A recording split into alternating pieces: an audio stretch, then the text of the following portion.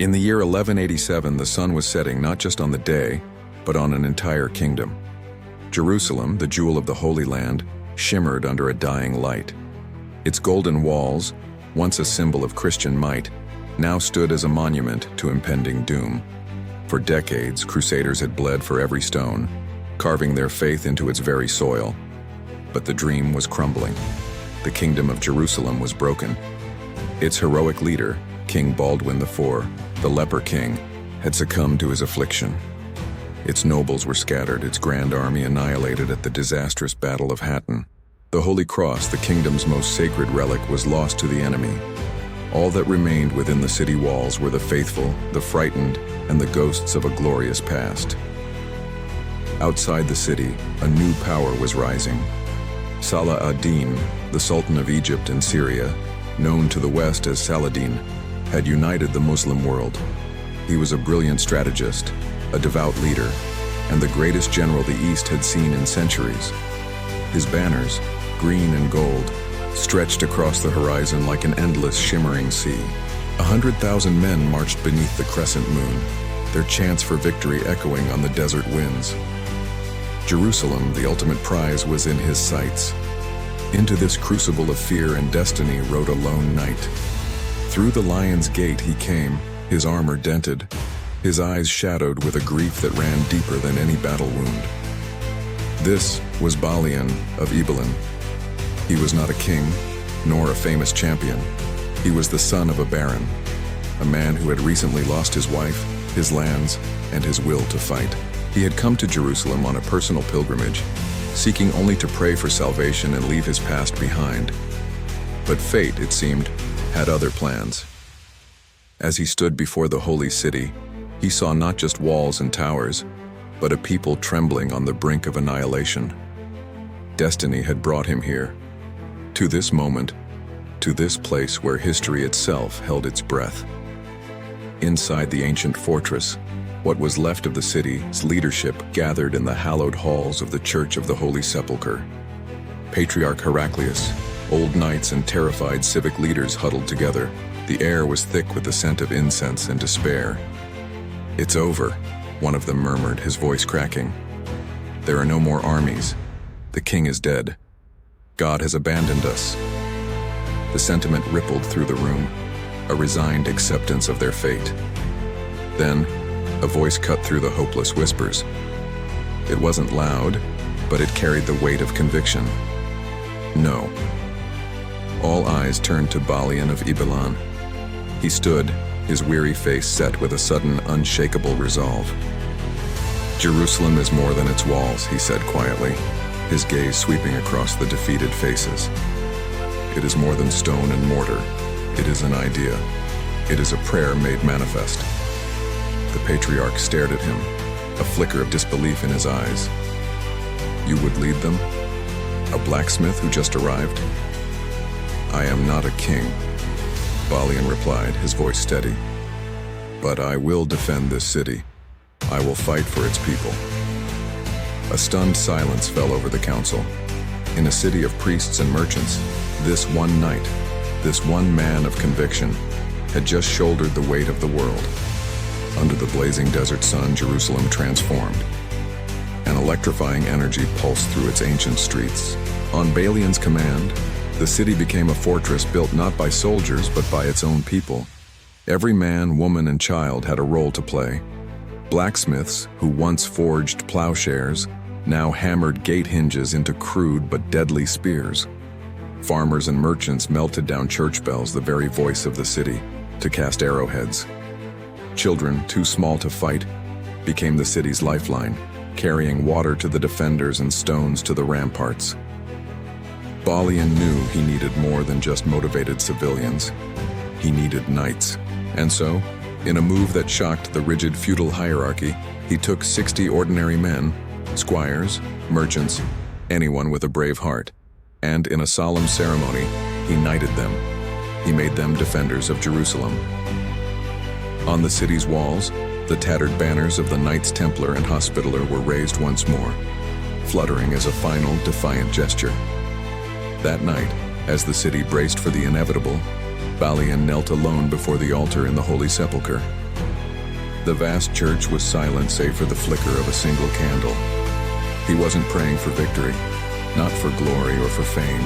Lord, he whispered into the hallowed darkness, I am not a holy man. I have sinned, but I ask you to let me defend this city, not for a king, not for a cross, but for the innocent people within these walls. Outside, a low, rhythmic thunder began to grow. It was the sound of war drums. Saladin's army had arrived. At dawn, the world exploded. The ground shook as Saladin's mighty war machines roared to life.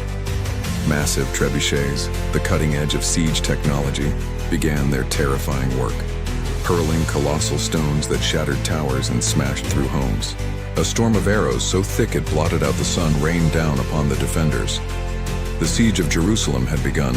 The people of Jerusalem, the newly minted knights and the ordinary citizens, fought with a ferocity born of desperation. Bakers stood shoulder to shoulder with priests, blacksmiths beside grizzled veterans. They fought for their homes, their families, and for the idea Balian had ignited within them. And on the ramparts, Balian himself was a whirlwind of action. He was everywhere at once, his sword a blur of silver, his armor scorched by the sun and splattered with grime, but his voice never faltered. Hold the walls, he roared over the din of battle. For the living and the dead, hold the walls. He rallied the weary, tended to the wounded, and fought like a man possessed, his presence a beacon of hope against the overwhelming tide. Days bled into nights. The sky turned a permanent hellish crimson from the fires raging across the city. Thirst and hunger gnawed at the defenders, but still, they did not break. Still, the city stood. For nearly 2 weeks, Balian's makeshift army held back one of the most powerful military forces on Earth. Saladin, accustomed to swift victories, grew frustrated. He focused his assault on one section of the wall, relentlessly pounding it day and night.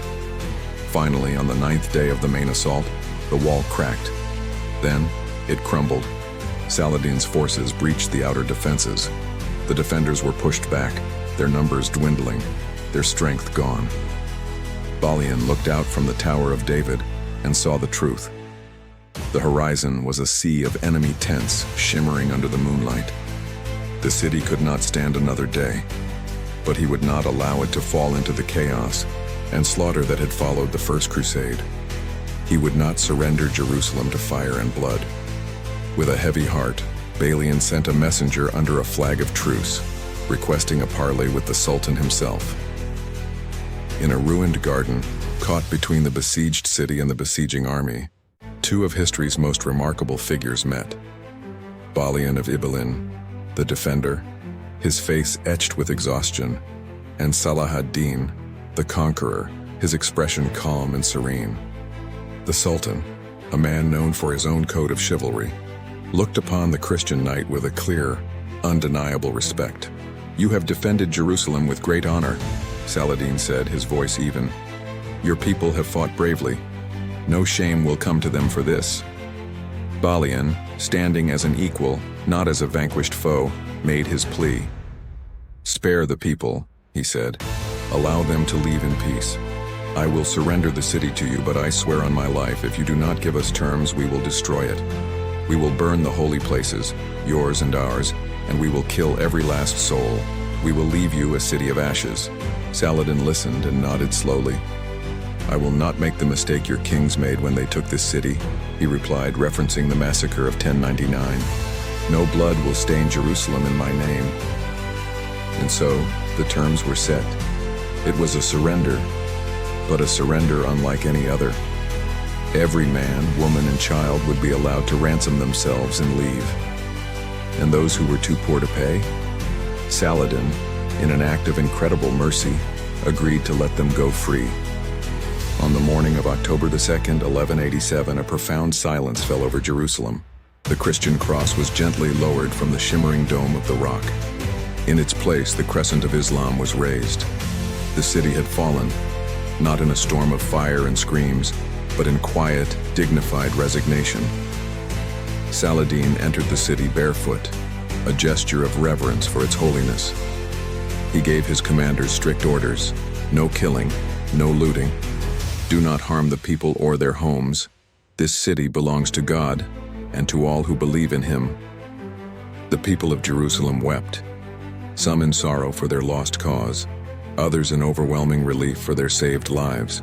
And amidst the crowd, standing by the Jaffa gate, was Balian of Ibelin. He watched as his people, the souls he had fought for, marched out of the city to safety. He had lost a kingdom, but he had saved its heart. In the years that followed, travelers and chroniclers would tell the story of the blacksmith who became a lord, the knight who defended Jerusalem with no army. They spoke of a man who stood between two worlds, one of faith, one of fire, and chose mercy. They said he fought not for a king or a crown, but for the simple, profound idea that every life is sacred, and because of him, when Jerusalem fell, it did not burn. Balian of Ibelin had shown the world that even in the ashes of defeat, there can be honor, and in the act of surrender, a victory for the human spirit. Thank you so much for watching. If you found this story as moving as we did, please consider liking this video and subscribing to our channel for more tales from history. We'll see you next time. Start with dramatic cinematic music that builds anticipation. Hello everyone, and welcome back to the channel. Today we're stepping back in time, into the smoke and chaos of a city on the brink of oblivion. This isn't just a story of swords and sieges. It's a tale of a man who without a crown became the soul of a kingdom. This is the story of Balian of Ibelin, the defender of Jerusalem. Imagine this. Night has fallen on Jerusalem. The air is thick with the smell of smoke and fear. In the courtyard of the city's great citadel, flickering torches cast dancing shadows on crumbling stone. A man stands before a line of trembling figures. They're not soldiers. They're bakers, farmers, blacksmiths, the ordinary people of the city. This man is Balian of Ibelin. His voice, though filled with sorrow for the battle to come, rings out with unwavering firmness. Be without fear in the face of your enemies, he declares. Speak the truth, even if it leads to your death. Safeguard the helpless. That is your oath. One by one he moves down the line. The cold steel of his sword touches each man's shoulder. In this desperate hour, beneath the silent gaze of the heavens, he is knighting them. He is turning common men into defenders, into symbols of hope. The dying kingdom of Jerusalem is finding its last breath, not in the might of a great army, but in the unity of its people. As each new knight whispers, Amen, the very air seems to tremble with a newfound strength. The courtyard is no longer just a military post. It has become a cathedral, and the firelight their stained glass. But as dawn bleeds across the horizon, it brings with it a terrifying sight. A shadow moves on the desert sands, growing larger and larger. It's the army of the legendary Salah ad-Din. Banners ripple in the wind, stretching farther than the eye can see. The ground itself shakes with the march of 100,000 men, the beat of their drums like the very heart of destiny. Balian stands atop the city walls, his armor already dulled by ash and dust. He closes his eyes for a moment, listening. He doesn't just hear the sound of an approaching army. He hears the sound of history itself, returning to claim its due. Beside him, his newly made knights, some just boys, others old men, grip their sword hilts, their knuckles white.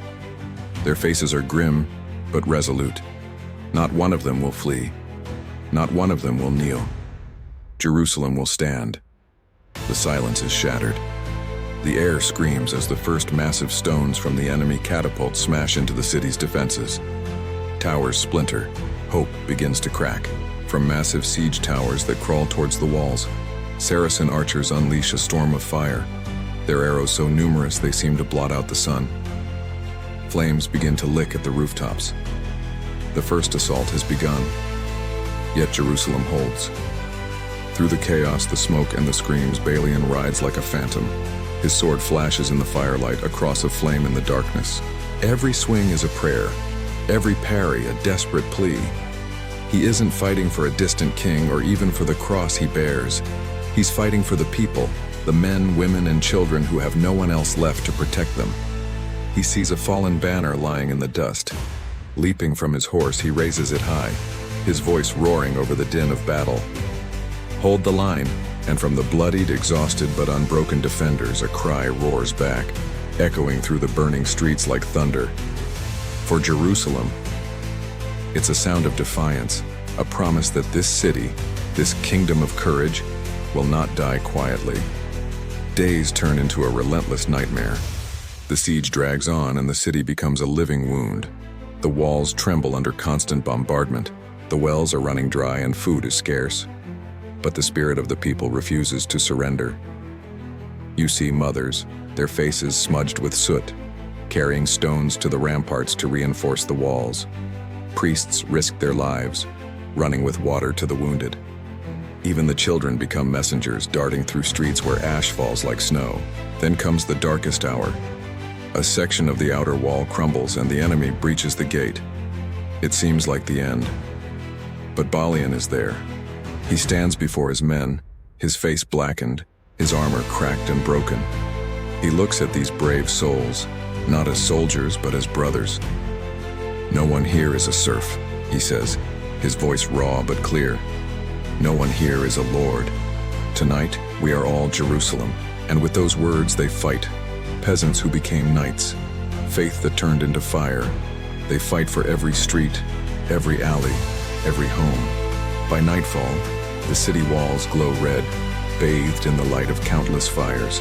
The Saracen forces surge forward, their war cries shaking the very heavens. It feels like the entire world is crashing down on this one small band of defenders. They are impossibly outnumbered, exhausted, and fighting a battle they know. Deep down, they cannot win. But winning was never the point. The point was to stand. The point was to show the world what courage looked like. Every hour they held out was another victory. A victory carved not in stone, but in the unbreakable faith they had in each other. And as Balian raises his sword one more time, silhouetted against a sky burning with the fires of war, one unshakable truth hangs in the air. A crown does not make a king. Courage does. In a world torn apart by faith and ambition, one man fought not for a heavenly reward but for earthly honor. He wore no crown, yet he ruled the hearts of everyone who followed him. Balian of Ibelin, the knight without a crown, proved that when the righteous make a stand, even the ancient walls of Jerusalem remember their names. His legacy is a testament that true leadership is found in service, sacrifice, and the will to protect the helpless, no matter the cost. Thank you so much for joining me on this incredible journey into the past. If you found this story as inspiring as I do, please hit that like button and consider subscribing for more tales of heroes who shaped our world. Let me know in the comments what you think about Balian's stand. Until next time, stay curious. In the scorching summer of 1187, a city held its breath. Jerusalem, the holy heart of three great faiths, found itself caught in the unforgiving grip of war. From the ancient towers of the Temple Mount, columns of black smoke twisted into the sky, painting dark omens against the blood-red canvas of dusk. The once glorious Crusader kingdom, a legacy forged by legends like Godfrey and Baldwin, was now teetering on the brink of utter annihilation. And standing at its epicenter, its last bastion of hope, was one man, Count Balian of Ibelin, the final defender of a city that seemed destined to fall. The situation inside the walls was dire. The wells had been dry for what felt like an eternity. The city's churches, once places of serene worship, were now overflowing with the wounded and the dying. Their desperate prayers were swallowed by the agonizing cries of the suffering. Mothers held their children tight, flinching as the thunderous impact of stones launched from Salah ad-Din's mighty trebuchets shook the very foundations of the city. A suffocating stench of ash, burning oil, and fear hung heavy over the battlements. Every sunrise revealed new breaches in the walls, new wounds in the city's defenses, and every night, the exhausted defenders, driven by a mixture of sheer will and unwavering faith, would patch those wounds with their own blood and sweat. Through it all, Balian refused to surrender. He moved among his men like a specter of calm in the midst of pandemonium. His armor was battered and dented, his hands were raw and blistered, but his eyes burned with a singular, unshakable conviction. Jerusalem would not fall in shame. He gathered the remaining able-bodied men in the square before the hallowed church of the Holy Sepulchre. He looked out at the faces before him, peasants, masons, priests, and even boys barely old enough to grow a beard. "Every man who can bear a sword," he commanded, his voice echoing through the tense silence. "Kneel." They obeyed without hesitation. The air itself seemed to tremble with anticipation as Balian raised his sword, its steel glinting in the faint light. "I make you knights," he declared, his voice firm and resolute. "Be without fear in the face of your enemies. Speak the truth always. Defend the helpless. That is your oath." One by one they rose from the ground. They were not nobles, not professional soldiers, but they were now something more. They were defenders of faith, sworn to protect the city of God itself. On the 5th day of the siege, the inevitable happened. The weakened walls finally gave way. Through the swirling smoke and dust, the dark banners of Salah ad-Din's army appeared, like black wings spreading over the golden city. It was a sight that could break the spirit of any army. But Balian did not order a retreat. Instead, he rallied his few hundred remaining men in the marketplace. They formed a shield wall, a last desperate line of defiance for the Crusader host. The sky turned black as a storm of arrows rained down upon them, an iron hail that clattered and thudded against their shields. The clash of swords on steel became a deafening rhythm. Shields splintered, men fell, but the defiant shouts of Jerusalem echoed off the stone buildings, a final, desperate roar. The air was thick with the grit of dust and the heat of fire, but the defenders did not yield. Even as the city's towers crumbled, even as the bells of the Holy Sepulchre fell silent, they fought on. They were no longer fighting for victory. That was a long-lost dream. They were fighting for honor. As the sun began to dip below the Mount of Olives, casting long, somber shadows across the ravaged landscape, Balian took a moment to survey his city. The walls were shattered, the people were starving, and the holy places revered for centuries were scarred and blackened by flame. He knew in his heart that it was over, but he also knew the terrible price of a thoughtless defeat. The memory of the First Crusade's brutal sack of Jerusalem in 1099 still haunted the world, a time when the Crusaders themselves had filled these same streets with rivers of blood. Balian vowed he would not allow history to repeat itself, not on his watch. Under the pale, ghostly light of dusk, he sent a messenger to the Sultan. His message was a desperate, dangerous gamble. "If you will not grant terms," he wrote, "then I will burn the city to the ground. Every stone, every sacred relic, every soul within these walls." It was a threat born of utter desperation, a promise to destroy what he could not defend, to ensure that if Jerusalem fell, it would be a city of ash. The next morning, a single white banner rose above the city gates. It was the sign of parley. Balian rode out alone, his armor left behind, his sword sheathed. He passed through the charred ruins he had sworn to create, a king of a broken kingdom. Outside the walls, in a grand tent filled with the scent of incense and desert dust, Salah ad-Din awaited him. The Sultan, a figure of immense power and calm authority, looked upon his exhausted adversary. For a moment, they were not enemies. They were two leaders, one of the cross, one of the crescent, who had both witnessed far too much death. "What do you seek, Lord of Ibelin?" the Sultan asked, his voice even. Balian, his face etched with the weariness of the siege, had only one word: "Mercy," he replied, his voice just above a whisper. "Mercy for the people of Jerusalem." A heavy silence filled the tent. Then Salah ad-Din gave a slow, deliberate nod. "You have it," he said. "I will not see this city destroyed again." And so, the great gates of Jerusalem opened. The Christian defenders laid down their arms. For the first time in memory, the holy city did not fall in a torrent of fire and slaughter, but with a quiet, solemn dignity. Salah ad-Din allowed the citizens to ransom their freedom, and for those who were too poor to pay, he granted them their freedom as a gift. In that extraordinary moment, the holy city, so long a source of division and conflict, was spared not by conquest, but by the honor and wisdom of two opposing leaders. Balian of Ibelin rode out of Jerusalem at dawn. His armor was broken, his face was lined with exhaustion, but he had saved his people. Behind him, He saw the cross of Jerusalem being lowered from the walls, slowly and solemnly. In its place, the crescent banner rose, catching the morning wind. Yet it felt as though neither man could claim a true victory that day, because they both understood a profound truth. A city of God, a place so holy to so many, belongs to no single person, and at the same time, it belongs to everyone. The fall of the holy city became a testament not just to war, but to the remarkable power of honor, wisdom, and mercy in the face of annihilation. Thank you so much for watching. If you found this story as moving as we did, don't forget to like, subscribe, and hit that notification bell for more tales from history. We'll see you in the next one. In the year 1187, a fiery sunset painted the sky over Jerusalem. But it wasn't the sun's doing. It was the red dust and choking smoke from 5 days of relentless siege.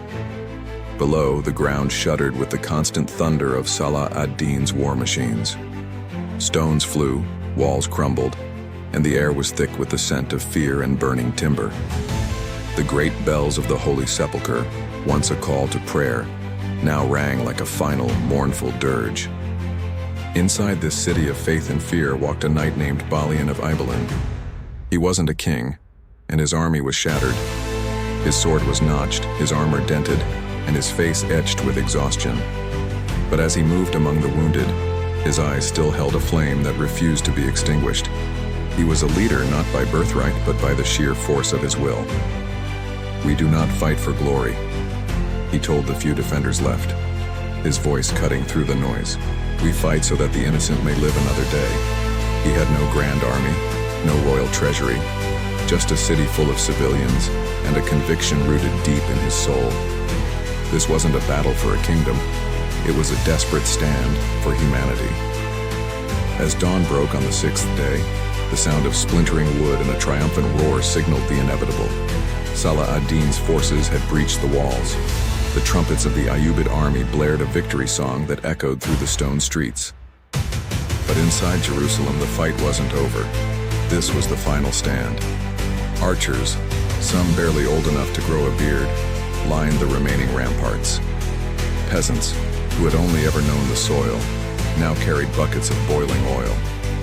Even priests, men of peace, stood ready with makeshift weapons, their robes stained with dust and sweat. Above them all, Balian raised his sword, its worn steel catching the first light of what could be their last day. "To every man here," he cried out, "remember this day. If we fall, let it be with honor." A storm of black arrows descended, a deadly rain that blotted out the sun. The clang of steel on steel became the city's heartbeat. The fighting was brutal, desperate, and heroic. But heroism alone cannot defeat overwhelming numbers. By nightfall, the truth was undeniable. The city was lost. Balian, standing on a shattered wall, looked through the smoke toward the golden dome of the rock, a silent, shimmering witness to the carnage. "Jerusalem," he whispered to the wind, "forgive us." When the last echoes of battle faded into an eerie silence, Balian did something unexpected. He rode out alone, without his sword, without his guard, toward Salah ad-Din's camp. The desert wind whipped around the Sultan's white tent, where the great leader himself stood waiting.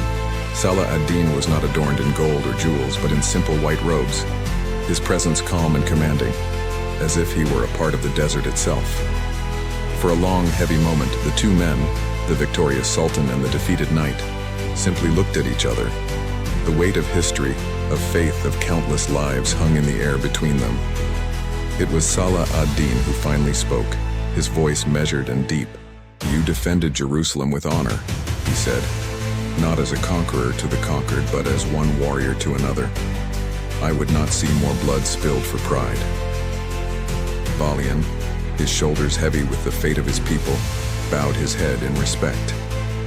"Then take the city," he replied, his own voice raspy with exhaustion and grief, "but spare the people." The Sultan studied the night before him, a flicker of surprise in his eyes. He saw not a fanatical invader, but a man burdened by duty. "You are not what I expected of a crusader," Salah ad-Din admitted. Balian met his gaze, "And you," he answered, "are not what I expected of a conqueror."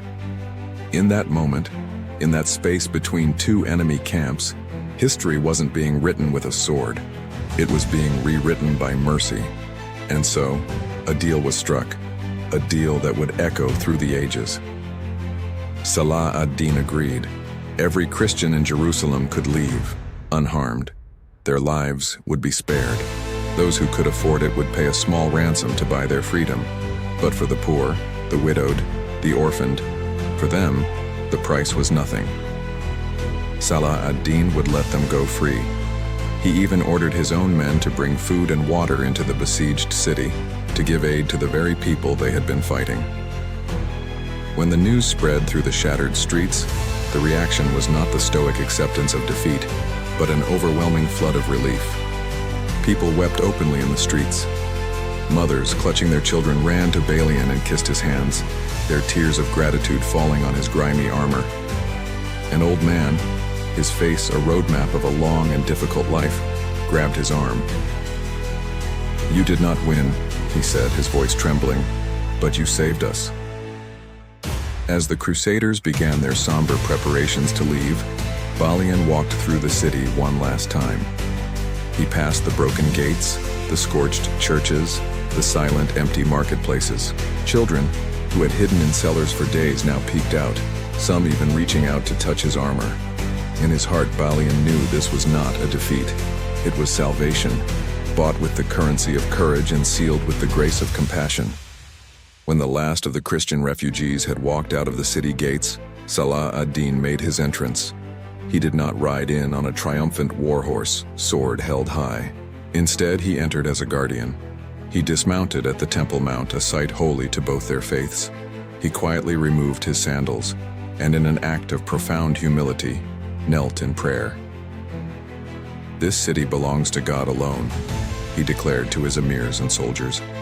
His orders were clear and absolute. No soldier was to harm any person or defile any holy place, Christian or otherwise. He commanded that the mosques be restored, but also that the Christian holy sites be protected. He set his men to work cleaning the streets and ensuring that fresh water was available to everyone, Muslim and Christian alike, who chose to remain.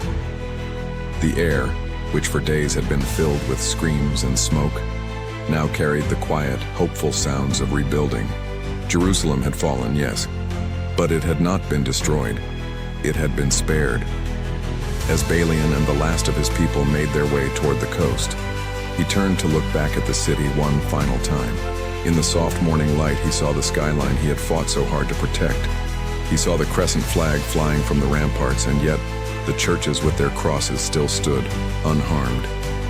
Two symbols that had launched a century of war, now resting in an uneasy but undeniable peace.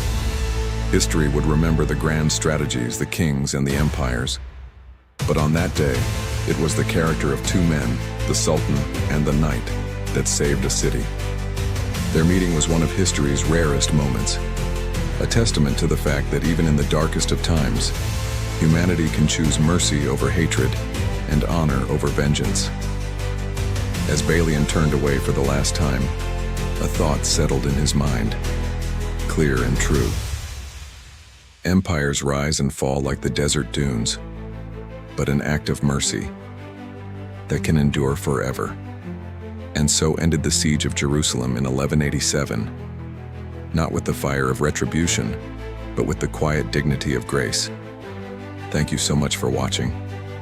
If you found this story of honor and compassion as powerful as I did, please consider liking this video and subscribing for more journeys into the most incredible moments of our shared history. See you next time. October 1187. Smoke clings to the sky above Jerusalem like a shroud. The once holy city groans beneath the weight of war. For 5 endless days, the stones of her walls have trembled under the hammer of Salah ad-Din's siege. The wells have run dry, and the very air stinks of despair. Inside the battered gates, men too weak to stand lean on broken spears. Women whisper prayers that go unanswered. Children huddle in silence. The last light of the Latin kingdom is fading. Among the ruins walks Balian of Ibelin, his armor dented, his face hollowed by exhaustion. Once a nobleman of the kingdom of Jerusalem, He is now little more than a shadow, a knight without an army standing at the edge of history. He did not flee when others did, for within the crumbling walls remain the helpless and the old, the sick, the motherless. To abandon them would be to abandon his own soul. On the sixth morning, the banners of the crescent moon rise higher on the horizon. The enemy's siege towers move closer, black shapes against the rising sun. From the walls, Balian sees them coming and knows the end has come. But still he gathers what remains of his men. Farmers with swords, blacksmiths in rusted helmets, priests carrying wooden crosses instead of shields. Jerusalem will not fall in silence, he tells them. If we die as guardians, not as conquerors. We fight not for glory, but for mercy. That day the air fills with the thunder of stone and flame. Arrows rain from the sky, fire spills from the walls. Yet even as the gates splinter, Balian fights like a man who has forgotten fear. He moves from street to street, rallying the broken, lifting the fallen until his sword arm bleeds through his armor. By nightfall, the walls are breached. The Crusaders have lost the city, but not their honor. The next dawn is silent. No more cries, no more horns of war, only the wind, carrying dust and prayer. Balian rides alone toward Salah ad-Din's camp, outside the eastern gate.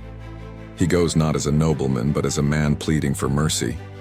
The Sultan stands waiting beneath a canopy, calm and regal. His face, carved by years of battle, holds no hatred, only wisdom. They stand before one another, two men from opposite worlds, the Christian knight and the Muslim conqueror. You defended Jerusalem bravely, says Salah ad-Din, his voice quiet yet commanding. But your city is lost. I know, Balian answers. But if it must fall, let it fall with dignity. Spare the people, my lord. Let them live. The Sultan studies him for a long time. You are not what I expected of a crusader.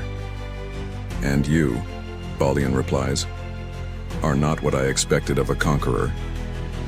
For the first time in months of blood and rage, silence carries understanding. Two enemies have looked beyond the banners of faith and seen men, simply men. Salah ad-Din agrees. A truce is made. Every Christian can leave Jerusalem unharmed. Those who can pay will buy their freedom. Those too poor will still be set free. Not one will be killed, not one enslaved. The word spread through the city like a prayer reborn. Women fall to their knees in gratitude. Soldiers weep openly. Even the sick and wounded find the strength to smile. For the first time in generations, Jerusalem would be taken not with vengeance, but with mercy. When the Sultan's soldiers enter, they do not pillage. They protect. The mosques are restored. The churches are left standing. The sacred places of two faiths share the same wind once more. This isn't fiction. What Balian and Salah ad-Din achieved was real. Chroniclers from both sides, Imad ad-Din al-Isfahani, Ibn al-Athir, and Latin historians all recorded the same miracle. Jerusalem, a city that had seen rivers of blood in wars past, was spared in 1187. No massacre followed, no vengeance was unleashed. Salah ad-Din, known to the West as Saladin, kept his promise. He personally paid the ransom for thousands of poor who could not afford it. He ordered food for the hungry and water for the departing. Even European chroniclers, once his enemies, wrote of him as a man of justice, mercy, and greatness of soul. And Balian, the knight who faced an army with broken men and fading faith, became a symbol of conscience. A man who stood between conquest and compassion and chose compassion. Days later, the great exodus begins. Thousands of Christians walk out of the city, their hearts heavy but their lives spared. At the rear of that long caravan rides Balian of Ibelin. He turns one more time toward Jerusalem, the city that had defined his every breath. The sun burns above the domes and towers. The call to prayer echoes from the minarets, mingling with the distant ringing of church bells. For a moment it seems as though heaven itself is speaking in two voices, both calling the same name. Balian removes his gauntlets. His hands are blistered, his sword chipped and blackened with ash. He runs his fingers over its edge, a blade that had tasted both horror and honor, and whispers, Jerusalem is not a prize of war. It is the soul of mankind. He sheathes his sword, mounts his weary horse, and rides into the desert haze, a nameless knight in a world of kings. As the centuries passed, empires rose and fell, but the story of that single moment, when a conqueror and a defender chose mercy over massacre, still burns quietly in the pages of history. Pilgrims who walk the streets of the old city still pass the stones Balian defended. They still see the mosque's Salah ad-Din restored. The same walls still stand, bearing silent witness to the day two men defied the darkness of their time. History remembers Count Balian of Ibelin not as a hero of conquest, but as a guardian of humanity. He did not fight to rule. He fought to protect. He did not kneel before kings. He knelt before compassion itself. When Jerusalem fell, one man refused to kneel, and in doing so, he saved its soul. Mercy is the greatest victory. Thanks for watching. If you enjoyed this story from the heart of history, make sure to like, share, and subscribe for more real cinematic stories, where history breathes and humanity triumphs.